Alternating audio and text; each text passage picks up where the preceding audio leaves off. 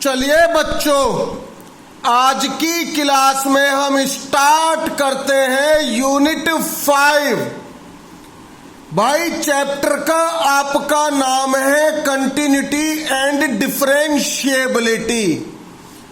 ये आपका कैलकुलस का पार्ट है, तो बड़े ध्यान से सुनना यार। सबसे पहले हम पढ़ेंगे कंटिन्यूटी। कोई फंक्शन कंटीन्यूअस फंक्शन कहलाता है। कंटीन्यूअस फंक्शन कब? भाई जब हम उस फंक्शन का ग्राफ बनाएं तो ग्राफ बनाते समय हमें पेन को उठाने की जरूरत ना पड़े, यानी फंक्शन का ग्राफ एक्स की किसी वैल्यू पे टूटना नहीं चाहिए। तो वो फंक्शन क्या कहलाता है? Continuous function. भाई अब इसके बाद डिसकंटीन्यूअस फंक्शन। उम्मीद करता हूं कंटीन्यूअस फंक्शन के डेफिनेशन के बेस पर डिसकंटीन्यूअस फंक्शन भी क्लियर हो गया होगा।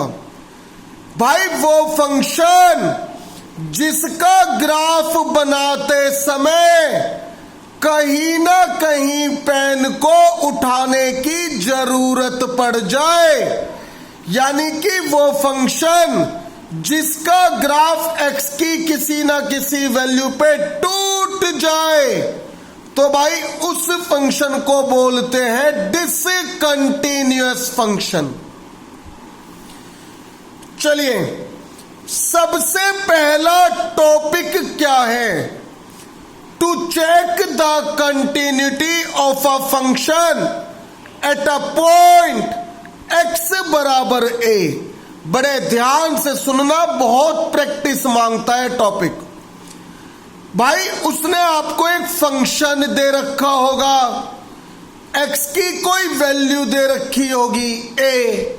यार एक्स की उस वैल्यू पर आपको फंक्शन की कंटिन्यूटी चेक करनी है, यानी क्या मालूम करना है कि एक्स की उस वैल्यू पर उस फंक्शन का ग्राफ टूटेगा या नहीं टूटेगा।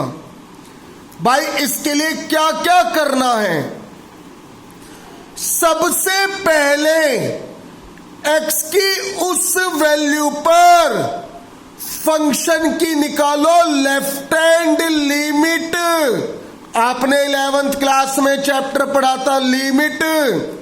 भाई सबसे पहले उस वाले पॉइंट पे फंक्शन की निकालेंगे लेफ्ट हैंड लिमिट, जिसको बोलने का क्या तरीका है? Limit X tends to A negative F X. भाई अगेन इसके बाद उस वाले पॉइंट पे फंक्शन की निकालो right hand limit. Limit X tends to A positive F x.